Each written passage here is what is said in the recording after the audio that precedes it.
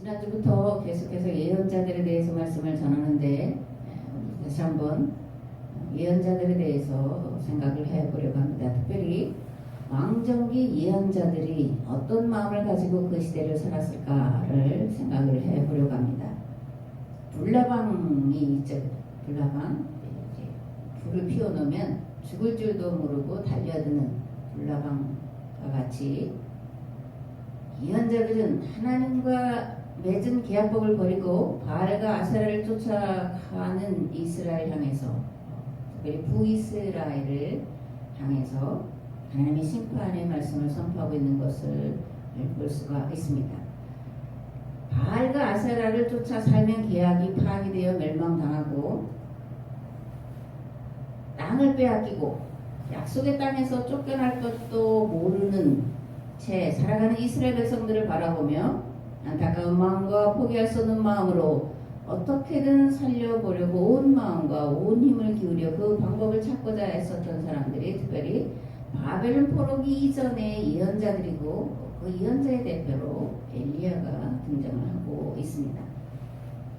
예언자들 어떻게 이 계약법을 떠나서 망하는 길로 멸망과 심판의 길로 가는 자들 위해서 온 생애를 던졌을까? 그리고 우리가 어떻게 할 수 있냐? 이렇게 질문하실 수 있는데 몇 명의 예언자들이 전하는 말씀을 통해서 우리가 확인할 수가 있습니다. 예레미야는 이렇게 그 이스라엘을 향한 절절한 마음을 토로합니다. 어쩌면 내 머리는 물이 되고 내 눈은 눈물 근원이 되고 그렇게 될 수만 있다면 죽임을 당한 딸 내 백성을 위하여 주야로 울리로다. 엘리야는 이렇게 단식합니다. 내가 만군의 하나님 여호와께 열심히 유별하오니 이는 이스라엘 자손이 주의 언약을 버리고 주의 제단을 헐며 칼로 주의 선지자들을 죽였음이오며 오직 나만 남았거늘 그들이 내 생명을 찾아 빼앗으려 하나이다. 에스겔은 이렇게 말합니다. 또 그가 큰 소리로 내게 외치리시되 이 성읍을 관할하는 자들이 각기 죽이는 무기를 손에 들고 나오게 하라 하시더라. 내가 보니 6사람이 북향한 윗문 길로부터 오는데 각 사람의 손에 죽이는 무기를 잡았고 그 중에 한 사람은 가는 베옷을 입고 허리에 서기관의 먹그릇을 찼더라. 그들이 들어와서 놋제단 곁에 서더라.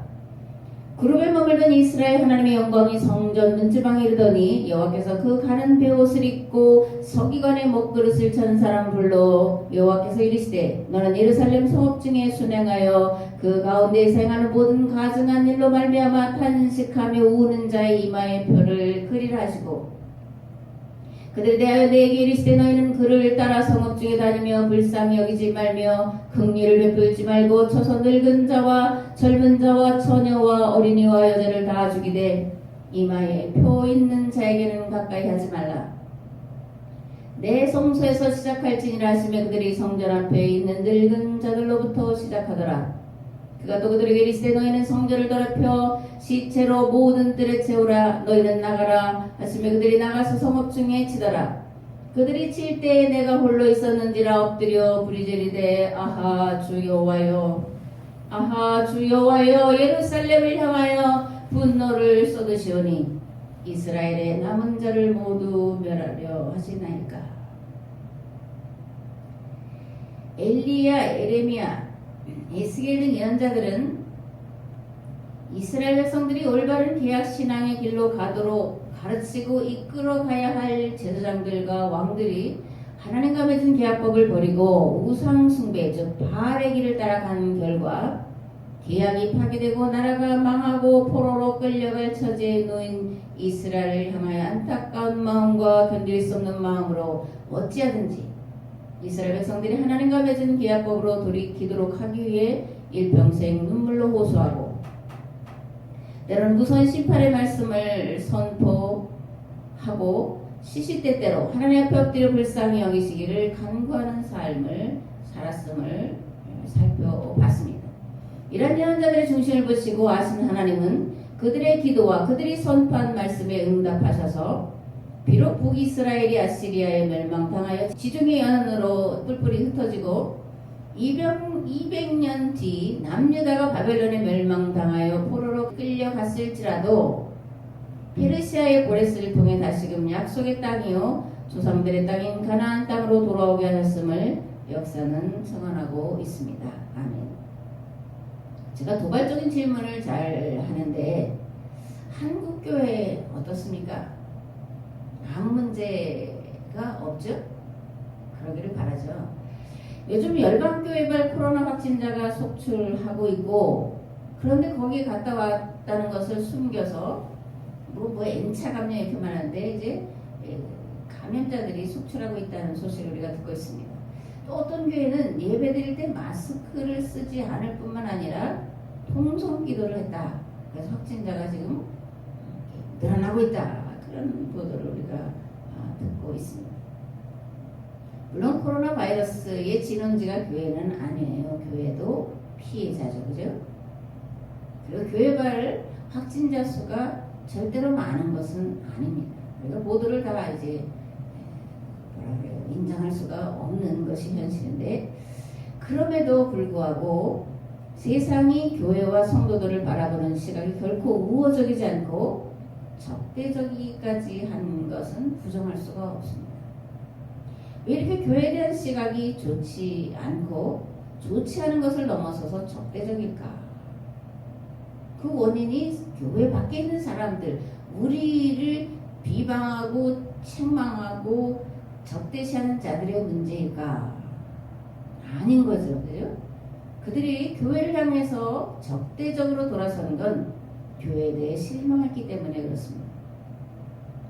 교회가 세상이 기대하고 원하는 삶과 방향을 보여주지 못하고 실망만 남겨주었기 때문에 관심이, 기대가 도리어 미움으로, 적대감으로 바뀌었다. 그렇게 생각합니다. 그러므로 먼저 교회와 성도는 하나님 앞에 철저히 회개해야 할 것이요, 둘째는 세상과 만물을 향해 잘못을 인정하고 용서를 구해야 할 줄 믿습니다. 아멘. 역사 속에서 교회와 성도에 대한 기대와 사랑이 변하여, 사랑이 변하여 미움이 되잖아요. 그죠? 저주까지 갑니다. 원수가 되는 일이 있었는데 동로마 제국이 이슬람에게 넘어가는 거예요. 동로마 제국이 이슬람 제국 세력과 싸워서 넘어간 게 아니라 스스로 문빗장을 이슬람에게 열어주는 거예요. 그 원인은 과도한 세금 때문에 그렇습니다. 교회에 11조 내야 되고 헌금 내야 되고, 그리고 국가의 각종 과도한 세금을 내다 보니까 이 교회, 이 동로마 제국은 기독교 국가잖아요. 그죠? 이 기독교 국가에 대한, 기독교에 대한 반감이 너무나 커서 스스로 이슬람을 받아들인 거예요. 근데 문제는 오늘 한국 사회가 교회에 대한 실망이 너무나 커서 적대감이 되고 반감이 돼서 혹시나 이슬람을 받아들이게 되지 않을까, 그런 염려가 있습니다. 저만 과도하게 반응하는 것이기를 참으로 바라는데, 그죠? 그렇게 되지 않기를 정말 바랍니다. 또 다른 질문을 던져보겠습니다. 대한민국 그리고 세계 정세는 안녕하냐? 그죠? 평안하냐? 안전하냐? 그렇게 말할 수 있냐? 그거예요. 코로나 바이러스의 전파 속도가 줄어들지 않고 더 빠르게 확산되고 있죠. 미국에는 백신이 없어서 지금 각 주마다 난리가 났다고 합니다. 또 4세대 변이가 일어났고, 또 어떤 나라는 백신 접종으로 23명이 죽었다, 그런 보도도 우리가 접하고 있습니다. 그래서 그걸 맞으면 안 된다, 뭐 이런 얘기도 하는 그런 어려운 시기를 우리가 살아가고 있습니다. 그런데 바이러스 문제보다 더 심각한 것이 있는데 기후 변화로 인한 재앙이에요. 그래서 과학자들과 미래학자들은 기후 변화가 몰고 올 재앙이 이 코로나 바이러스보다 훨씬 더 심각하다, 이렇게 말을 하고 있습니다. 얼마 전에 보니까 그 남극에 빙하가 떨어져 나왔는데, 그건 뭐 한반도에 뭐 수십 배가 아니에요, 수백 배가 되는 큰 덩어리가 이제 떨어져 나왔다는 보도를 보게 되죠. 빙하가 떨어져 나와서 이제 녹으면 해수면이 상승해요.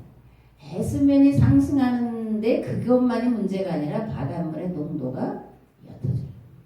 우리 몸에도 소금의 염도가 적으면 각종 염증이 생기는 것처럼 이 해수면이 올라가면 바닷물의 염도가 흐려서 바닷물이 썩게 되고 바다 생물이 살 수가 없습니다.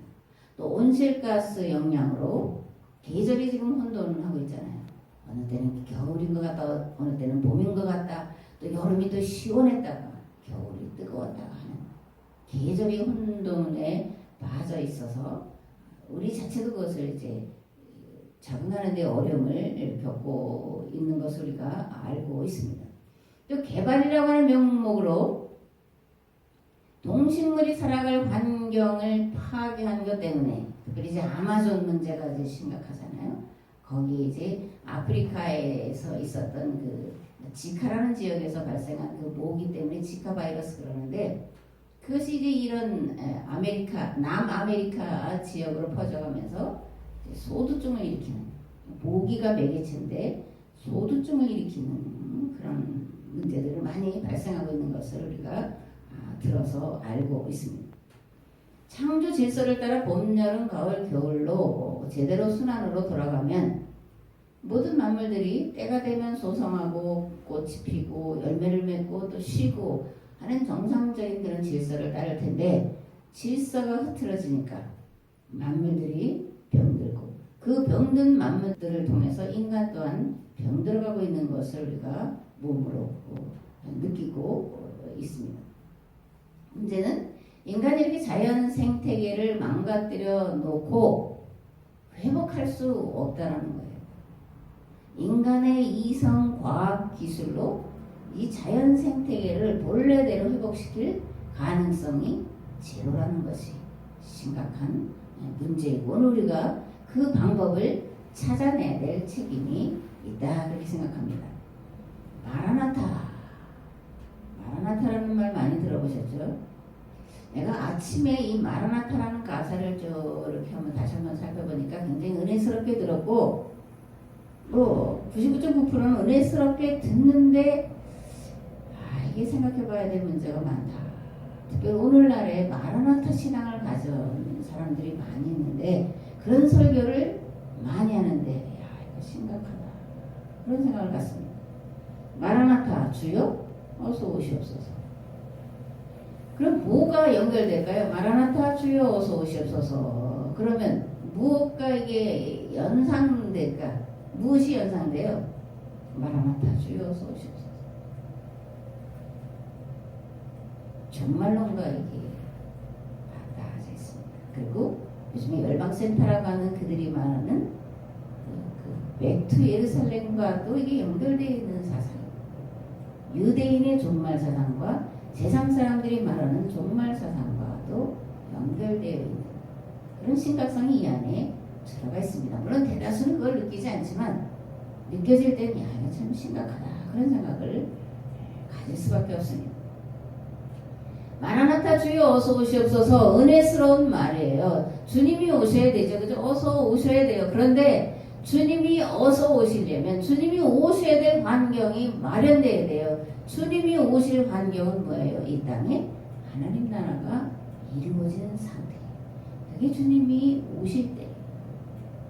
우리가 가서 10만 명의 그 선교사들 양성해서 보내서 예루살렘이 복음이 전파된다고 해서 종말의 때가 오는 게 아니라 이 땅에 하나님 나라가 실현이 되어 오는 거예요. 특별히 교회 안에서 성도들의 삶에서 가정에서 교회 공동체 감리교라면 감리교 교단 전체에 하나님 나라가 이루어져야 하나님 오시는 거예요. 사실은 지금 어서 오시옵소서 해서는 안 되는 거예요. 어떻게 지금 하나님이 오시겠어요? 오시면 어떻게 되겠어요? 이 세상은 교회는 구원받을 수 있다고 생각하니까 그렇지 주님이 오시면 천국 간다고 생각하니까 어서 오시옵소서 겁없이 말하는 거지 주님이 지금 오신다면 과연 몇 명이나 구원받을 수가 있겠나? 주님은 절대 지금 오실 수가 없어요. 교회 때문에 나 때문에 교회 공동체가 바로 서지 못했기 때문에 교회 안에 하나님 나라가 이루어지지 않았기 때문에 하나님은 오시고 싶어도 오실 수가 없는데 우리는 마라나타 주여 어서 오시옵소서 찬양 부르면서 그것에 감동하고 감격하고 있는 그런 모습들을 보게 됩니다. 성경은 마라나타 신앙은 세상의 악한 세력들이 심판받아 멸망당하고 하나님의 백성들로 인하여 하나님 나라가 이루어졌을 때 그때를 소망하면서 말하는 거예요. 특별히 요한계시록에서 마라나타 주여 어서 오시옵소서 그럴 때는 물론 우주적인 종말도 포함되어 있지만 로마 제국이라고 하는 악이 속히 멸망당하여 로마 제국이 하나님 나라가 되게 해주세요라는 열망을 품고 순교자들이 고난당하는 자들이 하나님을 향하여 부르짖고 있는 기도라는 것을 우리가 알아야 됩니다. 성경이 말하는 종말은 창조의 완성이에요. 세상의 멸망이 아니라 세상에 하나님 나라가 이루어지는 거예요. 하나님은 선하신 분이고 하나님의 창조는 선하고 그러므로 완성 또한 선한 것이 되어야 된다는 건 진리고 상식이고 원리입니다. 뜻이 하늘에서와 같이 땅에서 이루어지이다. 이게 오늘 교회 공동체가 기도해야 되고 그것이 이루어졌을 때 마라나타 우리가 부르짖을 수 있으리라 그렇게 믿습니다. 아멘. 하나님의 뜻이 하늘에서 이루어진 것 같이 땅에서도 이루어진 것 그것이 성경이 말하는 종말이라는 거예요. 반복하면 세상의 파국이 아니라 하나님의 법으로 완전히 통치되는 나라가 이루어진 상태 그것을 하나님 나라라고 하는 것입니다. 요한계시록은 이러한 상태를 새하늘과 새 땅이 임하는 것으로 표현하고 있습니다. 또 내가 새하늘과 새 땅을 보니 처음 하늘과 처음 땅이 없어졌고 바다도 다시 있지 않더라. 또 내가 보매 거룩한 성새 예루살렘이 하나님께로부터 하늘에서 내려오니 그 준비한 것이 신부가 남편을 위하여 단장한 것 같더라. 보좌에 앉으신 이가 이르시되 보라 내가 만물을 새롭게 하노라 하시고 또 이르시되 이 말은 신실하고 참되니 기록하라 하시고 또 내게 말씀하시되 이루어도다 나는 알파와 오메가요 처음과 마지막이라. 내가 생명수 샘물을 목마른 자에게 값없이 주리니 이기는 자는 이것들을 상속으로 받으리라. 나는 그의 하나님이 되고 그는 내 아들이 되리라. 새하늘과 새 땅이 이 땅에 임하는 거예요. 그것이 성경이 말하는 종말이고 창조의 완성이고 영생에 들어가는 영생하는 나라예요. 그것을 위해서 우리는 믿음을 지키고 교회가 하나님 나라가 되도록 가르치고 그것을 삶으로 실천하는 일들을 부지런히 해야 될 줄을 믿습니다. 오늘 본문 말씀은 열왕기상 19장이에요.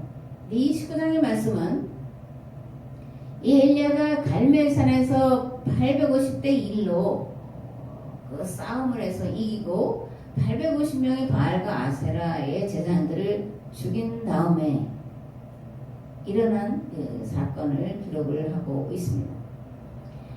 엘리야는 이 갈멜산에서 계약갱신을 하고 나서 850명을 기손 시내가로 끌고 가서 이제 죽이죠. 그런데 이 사실을 들은 이세벨이 이제 노발대발하는 거예요. 내가 엘리야를 죽이지 않으면 내가 먹지도 않겠다. 반드시 죽이겠다. 그러니까 본문을 문자대로 보면 그 말이 두려워서 엘리야가 유다의 최남단 부엘세바로 도망갔다. 이렇게 기록을 하고 있고 그렇게 이제 이해를 할 수가 있고 그동안은 그렇게 이해를 했습니다. 그런데 이제 이 부엘세바로 도망을 가서 로뎀나무 아래에서 이제 누워 죽기를 바라는 엘리야가 좀 전에 말한 그 18장에서 그 갈멜산에서 그 하나님의 임재 안에서 이 바알과 아세라 제사장들을 죽이고 이스라엘 백성들을 하나님께로 돌이키는 일을 한 그 엘리야라는 데 문제가 있는 거예요. 어제 엘리야와 오늘의 엘리야가 전혀 다른 상황으로 이제 기록이 되어 있는데 이걸 어떻게 우리가 해석을 할 수 있냐? 그런 문제라는 거죠.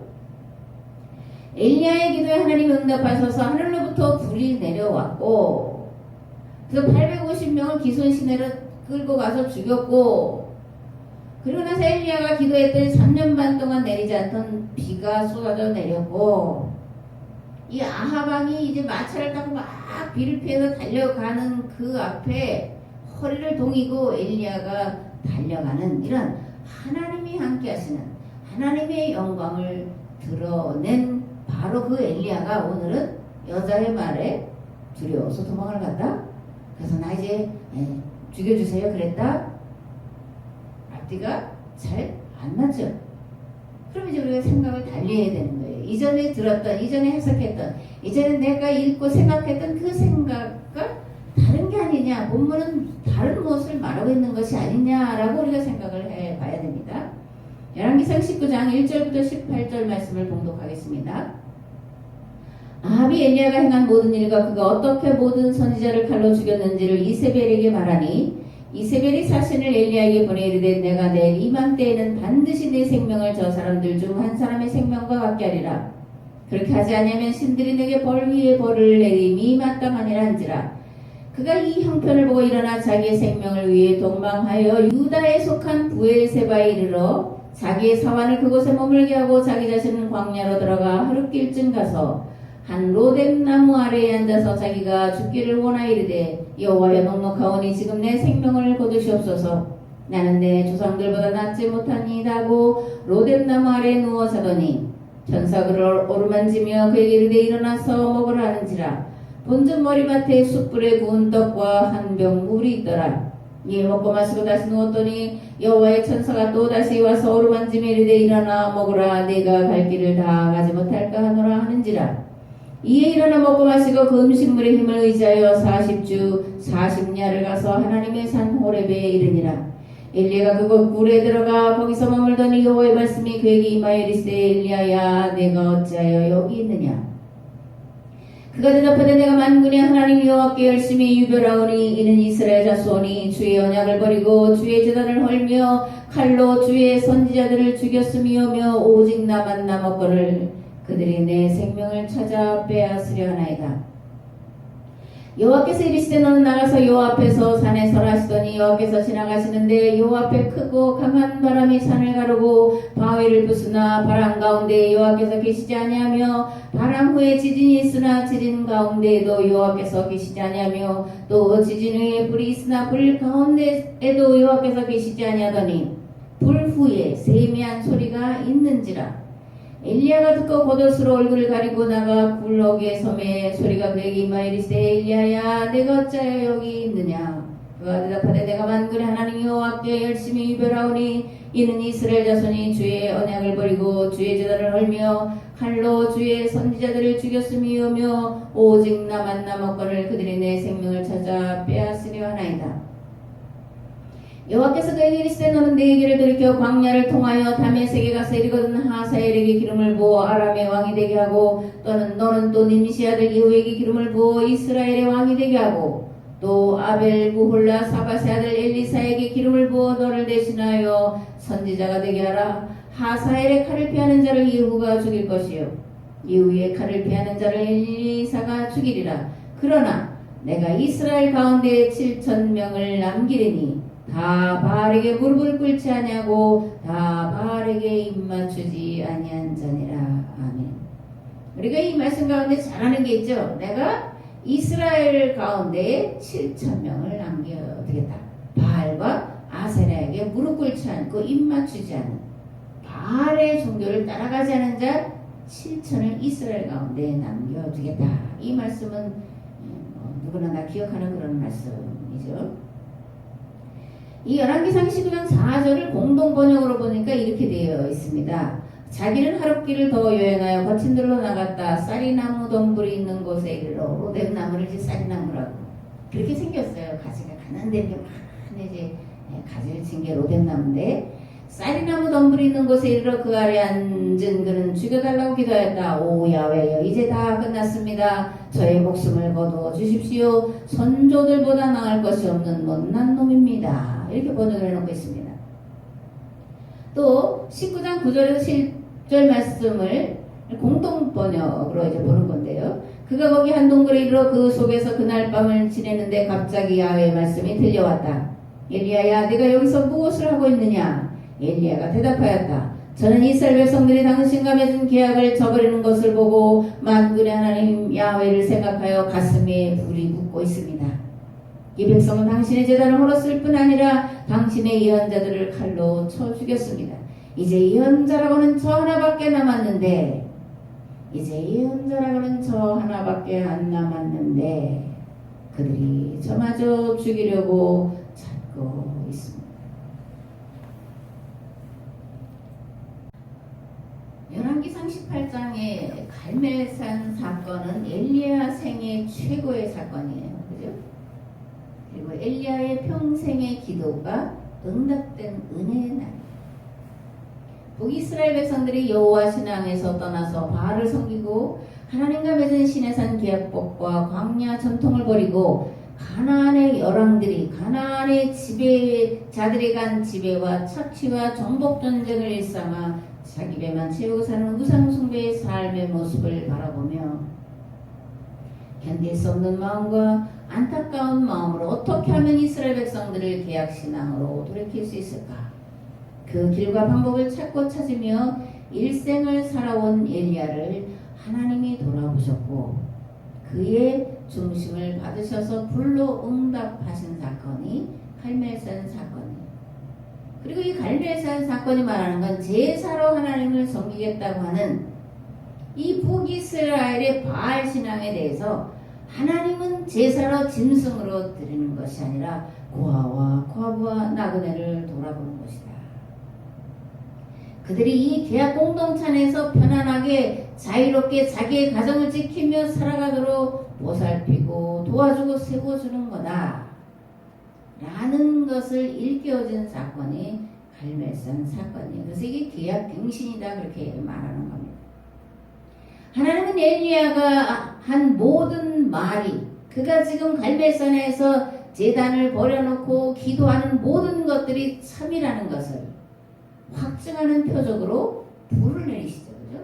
그래서 소를 태우고 그 쏟아붓던 도랑에 넘치던 물까지 다 말라버리는 놀라운 표적을 보여주시고 엘리야의 일을 하나님이 확증하고 계신 것을 볼 수가 있습니다.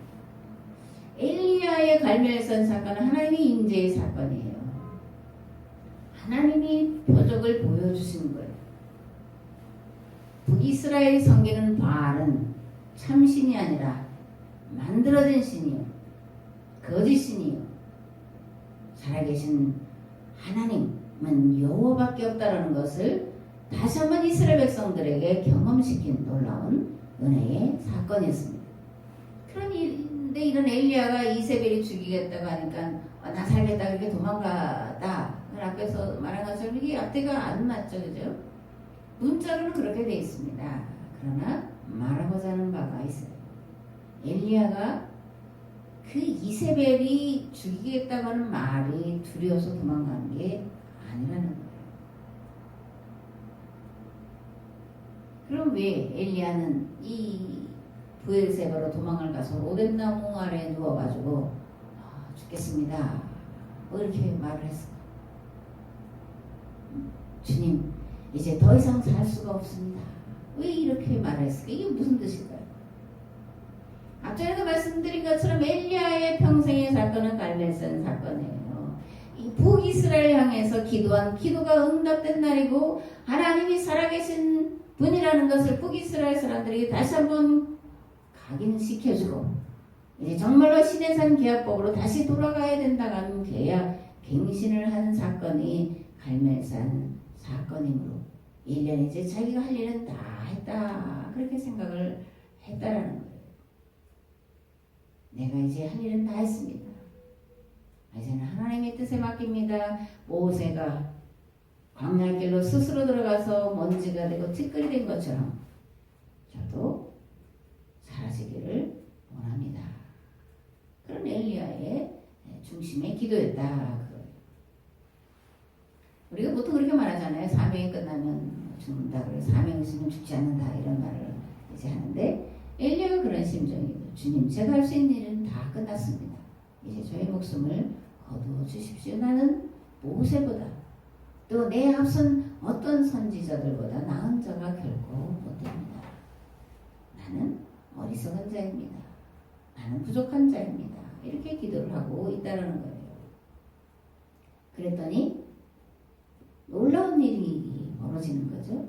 반전의 역사가 일어납니다. 성경은 역설이다 그렇게도 말하죠. 성경은 반전의 역사예요. 죽겠다고 했더니 살리시는 거예요. 다 끝났다고 했더니 아니야 다시 시작해. 이게 엘리야에게 하고 계신 하나님의 역사고 말씀인 것을 볼 수가 있습니다. 어떻게 되죠? 천사가 찾아오잖아요. 천사가 찾아와서 깨웁니다. 뭐라 그래요? 보니까 떡이 있고 물이 있고 그죠? 그래서 먹고서 또 엘리야가 이제 잠이 들었습니다. 그랬더니 다시 한번 또 와가지고 두 번째 또 먹으라고 줍니다. 그걸 먹고 엘리야가 정신을 차리고 40일 낮과 밤을 걸어서 호렙산에 이르게 돼요. 그리고 동굴에 들어가서 이제 기도하고 있는 것이 오늘 본문의 말씀입니다. 엘리야가 이제 내 생명을 거두시옵소서. 내가 할 일은 없습니다. 나는 내 조상들보다 하나도 나은 자가 아닙니다. 나는 그들보다 부족합니다. 그렇게 기도했더니 먹이시고 힘을 주셔서 호렙산까지 40일 밤낮을 걸어가게 하셨다라는 거예요. 그리고 동굴에 들어가서 이제 기도하게 이끄신 것을 보게 됩니다. 엘리야가 동굴에 들어가서 있을 때에 하나님의 말씀이 엘리야에게 임했죠. 그죠? 엘리야야 네가 어찌하여 여기 있냐. 엘리야가 대답합니다. 주님, 이스라엘 백성은 주님과 맺은 계약을 버리고 떠났으며 주님을 섬기던 제단도 헐어버리고 예언자들까지 모두 죽였습니다. 그래서 저 홀로 남았는데 이제 저까지 잡아 죽이려고 합니다. 저마저 죽는다면 내 하나 죽는 이 목숨이 아까워서가 아니라 두려워서가 아니라 저마저 이스라엘에서 죽는다면 이스라엘 백성들의 신앙은 어떻게 되겠습니까? 저는 죽을 수가 없습니다. 그래서 제가 이세벨의 낯을 피하여 여기까지 도망와 있습니다. 죽을 수 없다라는 거예요. 죽여주십시오 하는 말 속에는 나마저 죽는다면 이스라엘 백성들은 하나님을 완전히 떠날 텐데 바알의 길로 완전히 들어가서 계약이 파기되고 멸망당할 텐데 나 혼자 나마저 죽을 수는 없습니다. 그런 엘리야의 심정이라는 거예요. 자기 생명을 유지하려고 도망간 게 아니라는 겁니다. 엘리야는 살아야 된다는 절박함이 더 있는 거예요. 이스라엘 백성들의 신앙에서 이스라엘과 맺은 그 시내산 계약법과 예언자 전통이 이어져야 된다는 절박함 때문에 도망가는 모습이지만 이스라엘을 끝까지 하나님의 말씀으로 돌이키려고 하는 목숨 내놓은 길을 갔다라는 것을 우리가 이해를 해야 됩니다. 엘리야가 살기를 구하고 있는 것은 이스라엘의 계약신앙과 예언자 전통이 되살아나기를 원하는 마음이요 죽어가는 자식 어떻게든 살려보려고 생명 내놓기를 주저하지 않는 어미의 애끓는 심정으로 하나님 앞에 이렇게 엎드려 있다는 것을 우리가 반드시 기억을 해야 됩니다. 아멘. 하나님이 이런 엘리야의 심정을 아시고 찾아오셔서 말씀하시는 거죠. 비록 너 혼자 남았을지라도 그렇더라도 나는 이스라엘에서 바알에게 무릎 꿇거나 경배하지도 않고 바알 신상에게 입맞추지도 않은 사람 7천을 남겨주겠다. 아멘. 나중에 이사야서를 가면 남은 자 사상, 남은 자가 돌아온다는 사상과도 연결되고 있는 그런 말씀입니다. 엘리야는 천사가 주는 음식을 먹고 40일 밤낮을 걸어 호렙산에 도달했다 그렇게 말씀을 드렸죠. 벌써 10몇 년 된 일인데 이제 이집트 그다음에 이스라엘 요르단 이렇게 하는 이제 성지의 순례 코스가 있어서 지방 목사님들과 다녀왔는데 그때 이제 이집트에서 이스라엘을 가는 거기는 사막이에요. 거기를 잠깐 한 몇 분 정도 이제 경험하라고 이렇게 하더라고요. 얼마나 뜨거운지 뭐 모래가 닳고 나서 뜨겁고 하늘에서 쬐는 태양이 얼마나 뜨거운지 거기는 땀이 안 나는 것처럼 느껴져요. 땀이 무수히 나는데 워낙 뜨겁고 건조하니까 보송보송 먼지도 사실 없어요. 때도 없어요. 먼지가 뭐 안 끼니까 거기를 40일 밤에 간 건 이제 추위니까 옷을 걸치면 되겠지만 낮에 그 길을 갔다라는 건 목숨을 걸고 갔다라는 거예요. 하루 이틀이 아니라 40일 밤낮을 갔다라는 건 정말 이스라엘 백성들을 향해서 내 목숨 내놓습니다라는 심정으로 갔다라는 것을 우리가 알아야 됩니다. 그래서 하나님의 산에 오르죠. 엘리야가 어떤 심정으로 걸어갔을까? 이스라엘의 계약 신앙과 그 전통을 지키는 자가 나밖에 없는데 나마저 죽으면 세상을 구원하라고 선택한 이스라엘은 계약 파기의 죄를 짊어지고 계약 파기의 길로 가서 그 죄를 짊어지고 멸망당할 수밖에 없는데 어떻게든 살려봐야 하는데 나는 할 수 있는 일이 아무것도 없습니다라고 하는 자기를 포기하는 자기를 내려놓는 상태에 그럼에도 이스라엘 민족을 향한 그 견딜 수 없는 참을 수 없는 눈물을 삼키며 그 길을 걸어갔다. 우리가 그렇게 엘리야를 생각해 볼 수가 있습니다. 이러한 사람을 신약에서 만날 수 있는데 누굴까? 엘리야 같은 심정으로 살아간 한 사람 누굴까요? 사도 바울이죠. 이 터키의 사도 바울이 간 그 1, 2, 3차 이 선교 여행 코스가 있는데 거의 뭐 산을 뭐 이렇게 올라가야 되고 그래서 가다 보면 어떤 데는 눈이 내리고 어디는 또 햇빛이 쨍쨍하고 뭐 또는 비가 내리고 이 기후 변화가 그냥 하루에도 몇 번씩 일어나는 그런 지역인데 차로 가는데도 힘든데 사도 바울이 그 길을 걸어가면서 동족의 그 비난과 돌에 맞아 죽으면서 그 회당에 가면 회당에 쫓아오는 바리새인들의 그 회방 비방을 다 견디면서 그 길을 가면서 바울은 그래도 내 동족을 살려주세요. 그렇게 기도하며 또 이 로마 제국이 속히 복음을 받아들이게 해주세요. 그런 마음으로 갔다라는 것을 우리가 알 수 있습니다. 특별히 사도 바울은 이스라엘 자기 동족을 향해서 애끓는 심정을 표현한 게 로마서 9장에 있어요. 내가 그리스도 안에서 참말을 하고 거짓말을 아니하노라. 나에게 큰 근심이 있는 것과 마음에 그치지 않는 고통이 있는 것을 내 양심이 성령 안에서 나와 더불어 증언하노니 나의 형제 곧 고륙의 친척을 위하여 내 자신이 저주를 받아 그리스도에게서 끊어질지라도 원하는 바노라. 나의 형제 곧 고륙의 친척 이스라엘을 위하여 내 자신이 저주를 받아 그리스도에게서 끊어질지라도 끊어지어서 이스라엘이 내 동족이 구원을 받는다면 나는 천만번 그것을 원한다. 영생을 영혼을 건 그런 바울의 정말 이걸 뭐라고 표현할 수 없는 그런 애절한 절절한 동족을 향한 마음을 우리가 볼 수가 있습니다. 내 동족을 내 형제를 위해서 내 생명으로 그들을 살릴 수가 있다면 어찌 기쁘지 아니한가. 이게 바울의 심정입니다. 나만 남았는데 내 생명마저 저들이 찾고 있습니다. 내가 살려고도 망한 것이 아니라 어떻게든 이스라엘의 계약 신앙 회복을 위해 살아있으려고 지금 가고 있는 것입니다. 엘리야와 사도 바울의 심정이 맞닿아 있지 않나요? 그렇게 느껴지지 않습니까? 하나님이 찾아가 만나주시는 사람이 있습니다. 누굴까? 이 땅에 하나님 나라를 세우기 위해 일평생 기도하는 사람. 세상을 구원할 사명 공동체인 교회가 계약신앙을 잃어버리고 바알의 길로 가고 있음을 보고 가슴 아파 견디지 못하며 울부짖는 한 사람.